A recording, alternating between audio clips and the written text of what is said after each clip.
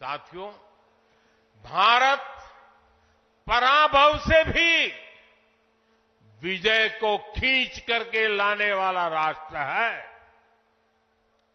हम पर सैकड़ों वर्षों तक इतने आक्रमण हुए, कोई और देश होता, कोई और समाज होता तो लगातार इतने आक्रमणों की चोट से पूरी तरह नष्ट हो गया होता।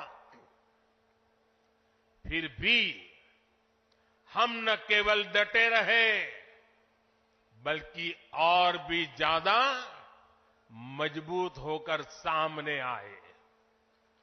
आज सदियों के वो बलिदान फलीभूत हो रहे हैं। जैसे कोई बीज वर्षों के अकाल में पड़ा रहा हो, लेकिन जब वर्षा काल आता है तो वो बीज अंकुरित हो उठता है। वैसे ही आज भारत के अमृत काल में भारत के गौरव, भारत के उत्कर्ष और भारत के सामर्थ्य का बीज अंकुरित हो रहा है। एक के बाद एक हर क्षेत्र में कितना कुछ नया हो रहा है। जैसे देश के संत और आचार्य नए मंदिर बनवा रहे हैं, वैसे ही मुझे ईश्वर ने राष्ट्र रूपी मंदिर के नवनिर्माण का दायित्व सौंपा है। मैं दिन रात राष्ट्र रूपी मंदिर को भव्यता देने में लगा हूं, उसके गौरव का विस्तार कर रहा हूं। इस निष्ठा के परिणाम भी हमें उसी तेजी से मिल रहे हैं। आज पहली बार भारत उस मुकाम पर है जहां हम अनुसरण नहीं कर रहे हैं, उदाहरण पेश कर रहे हैं। आज पहली बार भारत को टेक्नोलॉजी और डिजिटल टेक्नोलॉजी के क्षेत्र में संभावनाओं के केंद्र के रूप में देखा जा रहा है। हमारी पहचान इनोवेशन हब के तौर पर हो रही है। हम पहली बार दुनिया की 5वीं सबसे बड़ी अर्थव्यवस्था जैसे बड़े मुकाम पर पहुंचे हैं। हम चंद्रमा के दक्षिण ध्रुव तक पहुंचने वाले पहले देश बने हैं।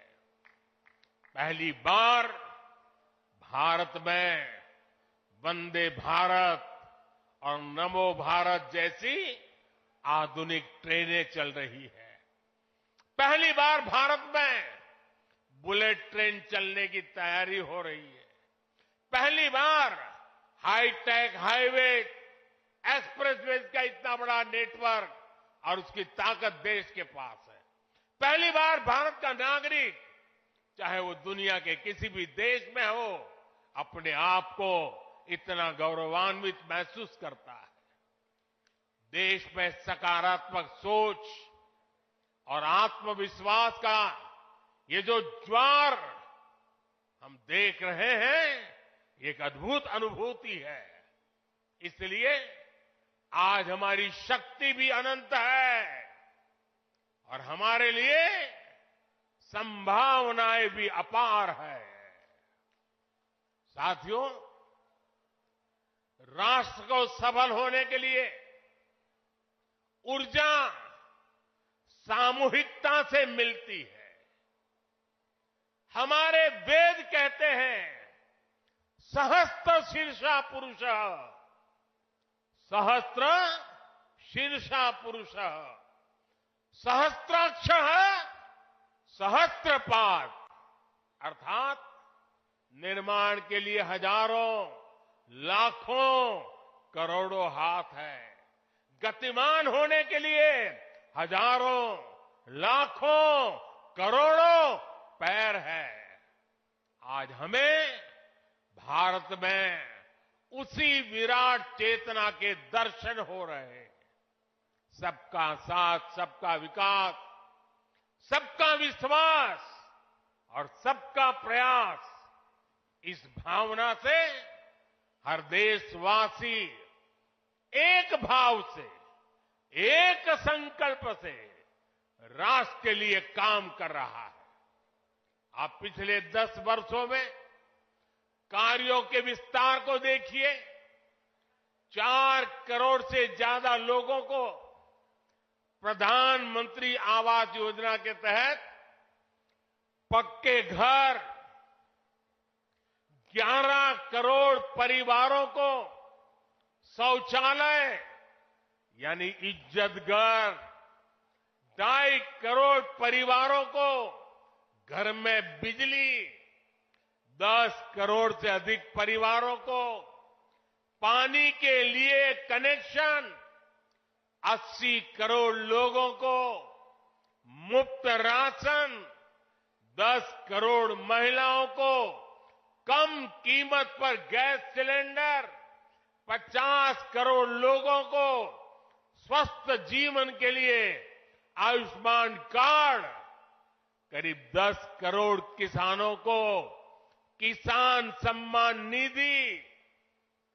कोरोना काल में हर देशवासी को मुफ्त वैक्सीन, स्वच्छ भारत जैसा बड़ा अभियान आज पूरी दुनिया में भारत के इन कामों की चर्चा हो रही है।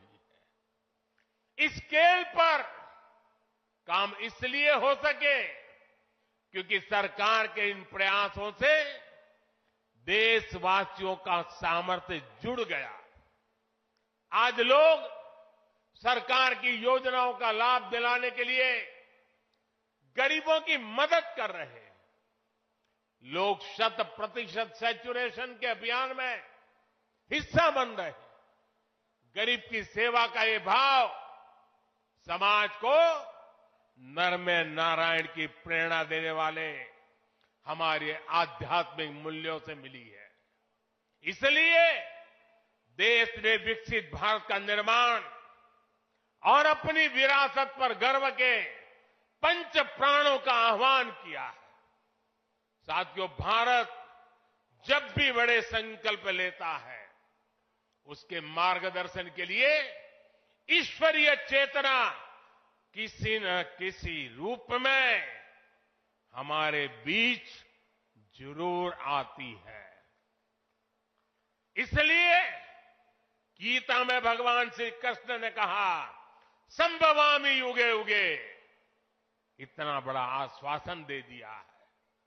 लेकिन इस वचन के साथ ही तो हमें ये आदेश भी देते हैं कि कर्मण्येवाधिकारस्ते मा फलेषु कदाचन,